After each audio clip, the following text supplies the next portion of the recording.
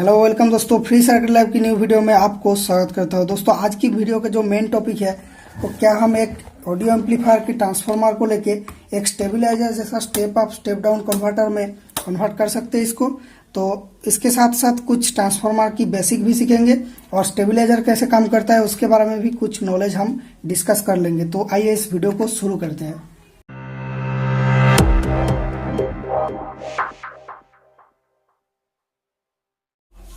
दोस्तों आज हम मेन से एसी वोल्टेज लेके काम करेंगे। तो अगर आपको इन सब इलेक्ट्रॉनिक्स के बारे में ज़्यादा कुछ पता नहीं है तो आप इस चीज़ को घर पे मत ट्राई कीजिए, क्योंकि मैं नहीं चाहता कि मेरा प्रोजेक्ट ट्राई करने में आपको कुछ चोट पहुंचे। तो अगर आपको पता है आप क्या करने जा रहे हैं तो आप कर सकते हैं, सब कुछ सेफ्टी को ध्यान रखते हुए। दोस्तों इस एम्पलीफायर को मैंने बनाया मेरा कंप्यूटर के लिए। तो इसके अंदर एक TDA 2030 का बोर्ड लगाया और इसके साथ एक ट्रांसफार्मर लगाया जो कि बहुत कम पावर की है, 12012 1 एम्पियर की, और साथ में एक वूफर भी है तो वो अलग साइड में रखा हुआ है। तो इस तरह से इस एम्पलीफायर को बनाया। इसका वीडियो चाहिए तो आप कमेंट्स में बता सकते हैं, तो मैं वीडियो बना दूंगा। तो आइए इस वीडियो में चलते हैं।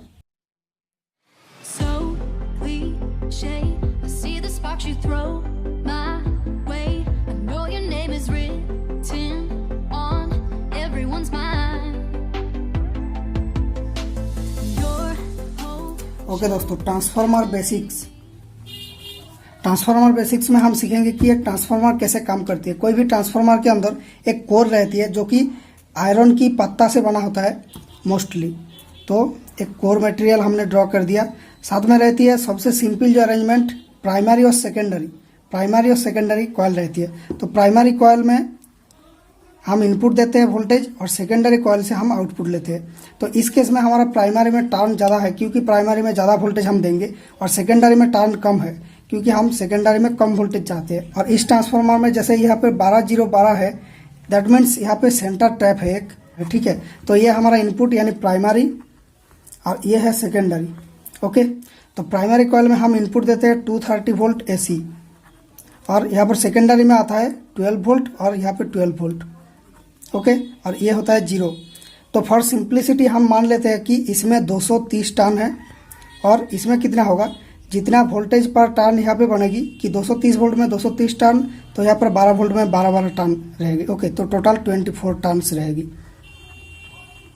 ये सिंप्लिसिटी के लिए मैं आपको समझाया। तो ऐसे इतना कम टर्न यहाँ पे नहीं रहता है, यहाँ पे ज़्यादा टर्न रहती है ट्रांसफार्मर के अंदर। तो इससे कैसे वोल्टेज को बढ़ाया जा सकता है। तो दोस्तों यहाँ पर जैसे आप देख पा रहे हैं, इस कॉइल और इस कॉइल के बीच में कोई भी इलेक्ट्रिकल कनेक्शन नहीं है, ये बस मैग्नेटिकली कपल्ड है, यानी एक ही कोर के ऊपर दोनों कॉइल को बनाया हुआ है। तो ये दो अलग अलग बैटरी जैसा है बिल्कुल। इसमें जैसे कोई भी इलेक्ट्रिकल कनेक्शन नहीं है, तो इनको आप अगर सीरीज में जोड़ेंगे तो इसकी वोल्टेज बढ़ जाएगी। ओके, 3.2। और अगर आप इसको एंटी सीरीज में जोड़ेंगे यानी प्लस को प्लस या फिर माइनस को माइनस में जोड़ेंगे तो ये वोल्टेज माइनस हो जाती है दोनों का। तो देखिए कितना वोल्टेज बनेगा, 0 मतलब इन दोनों में चार्ज सेम है, इसलिए ये 0 बन रहा है। ओके, तो इस प्रिंसिपल को हम यूज करके वोल्टेज को बढ़ा सकते हैं। तो आइए देखते हैं कैसे। तो दोस्तों इसकी वोल्टेज को बढ़ाने के लिए हमें एक ऐसा अरेंजमेंट करना होगा ताकि प्राइमरी कॉइल की जो वोल्टेज वो सेकेंडरी कॉइल से टोटल हो जाए, यानी ये दोनों कॉइल सीरीज में जुड़ जाए। तो ऐसा करने के लिए हम ये कर सकते हैं कि इसकी एक तार से इसकी एक तार को कनेक्ट कर सकते हैं। तो ऐसे दो काम हो सकती है, एक तो ये सीरीज में बन सकती है या फिर ये एंटी सीरीज में बन सकती है। तो वो क्या है चेक करने के लिए हमें इन दोनों पॉइंट के बीच में वोल्टेज चेक करना होगा। तो अगर ये वोल्टेज इनपुट वोल्टेज से ज़्यादा है, यानी यहाँ पे 230 वोल्ट, तो यहाँ पे 24 वोल्ट मिल रहा है 12 करके, तो 230 + 24 दैट मीन्स 254 वोल्ट। ओके, तो इतना वोल्टेज अगर यहाँ पे बना तो हम सोचेंगे कि ये सीरीज में जुड़ा है। और अगर इससे कम हो जाता है, 230 से ये 24 माइनस हो जाती है, यानी 206 इतना वोल्ट अगर मिलता है तो हम सोचेंगे कि ये एंटी सीरीज में जुड़ गया। तो आप बोलेंगे कि एसी में तो प्लस माइनस नहीं होता है, तो एंटी सीरीज कैसे हो रहा है। तो देखिए एसी में प्लस माइनस होता है, वो बहुत ही स्पीड में चेंज होता रहता है, ठीक है।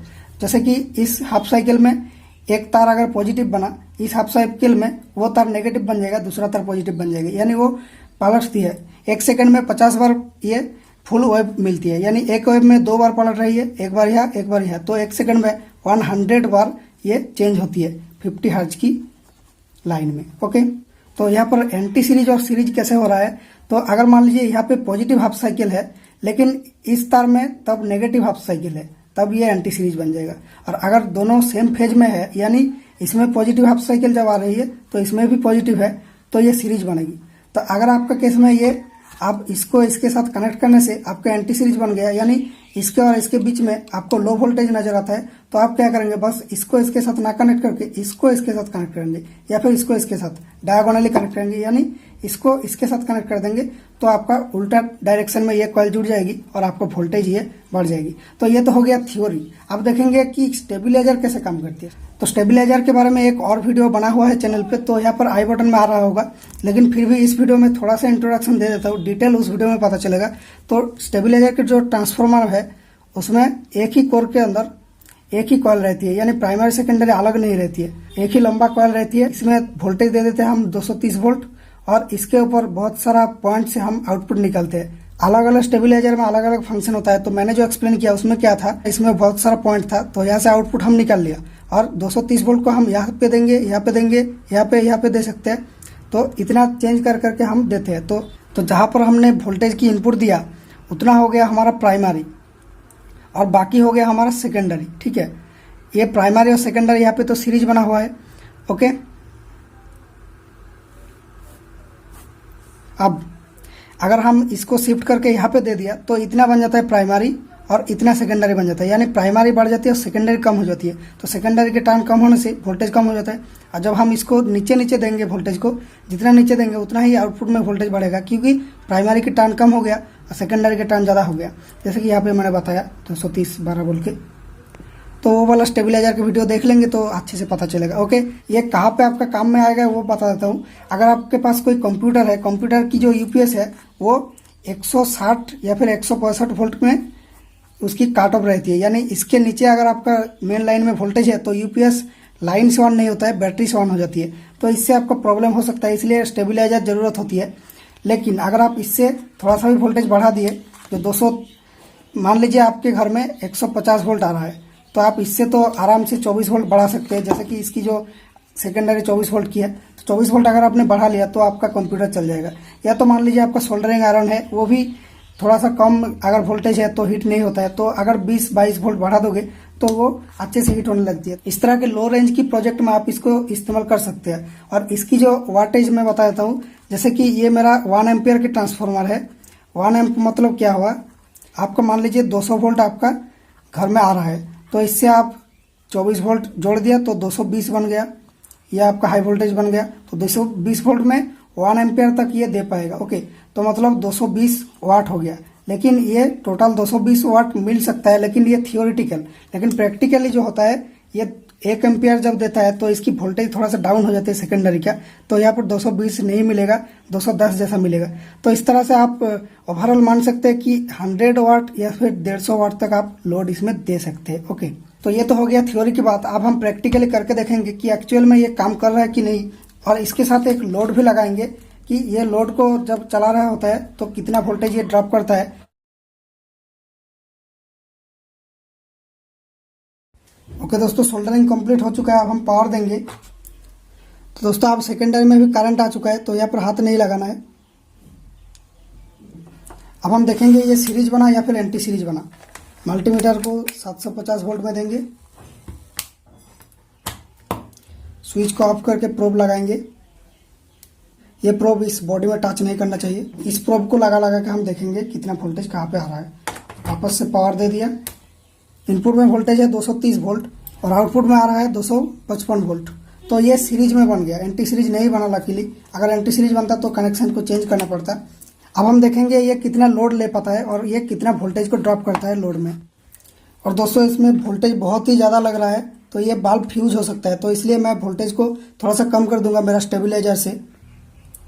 ओके दोस्तों, अब जो वोल्टेज है इनपुट में 193 और आउटपुट में जो वोल्टेज है वो 208 वोल्ट। ओके, अब देखते हैं इस बल्ब को खोल के कि ये कितना वोल्ट का नो लोड में दे रहा है। इस बल्ब को खोल दिया। ओके, नो लोड में 196 और लोड में है 220 वोल्ट। मतलब ये 1 एम्पियर की ट्रांसफार्मर है, इसलिए ये बहुत ही ज़्यादा डाउन हो जा रहा है जब लोड दे रहे हैं। तो नो लोड में 220 वोल्ट और लोड में 207 वोल्ट दे रहा है, यानी 10-15 वोल्ट ये ड्रॉप कर दे रहा है। तो अगर आप इसमें 2 एम्पियर या फिर 3 एम्पियर की ट्रांसफार्मर लगाएंगे तो ये लोड में ड्रॉप नहीं करेगा और ये 100-150 वाट तक 200 वाट तक लोड आराम से ले लेगा।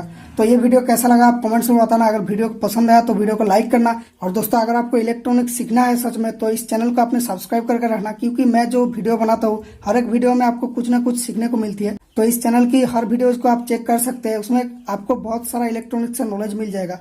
और ये चैनल अगर आपको पसंद है तो चैनल को सब्सक्राइब करके रखना और बेल आइकन को भी दबा के रखना होगा ताकि नोटिफिकेशन आपको मिल जाए।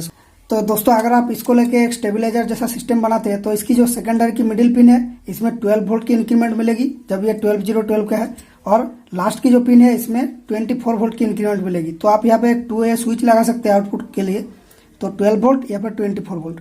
और इसमें मुझे नहीं लगता कोई प्रोटेक्शन सर्किट की जरूरत है, क्योंकि 220 वोल्ट के सामने 12 और 24 वोल्ट कुछ भी नहीं है, तो ये कोई भी अप्लायंसेस को आपका डैमेज नहीं करेगा। तो फिर भी अगर आप चाहते हैं कि एक ओवर वोल्टेज प्रोटेक्शन लगाना होगा तो आप स्टेबिलाईजर की सर्किट को खरीद कर यहाँ पे लगा सकते हैं। तो 12 वोल्ट की लाइन यहाँ से मिल जाएगा, इन दोनों से 24 मिलेगा, इन दोनों से 12 वोल्ट मिलेगा, और यहाँ से आप आउटपुट को थोड़ा सा क्लेवर अरेंजमेंट करके लगा सकते हैं।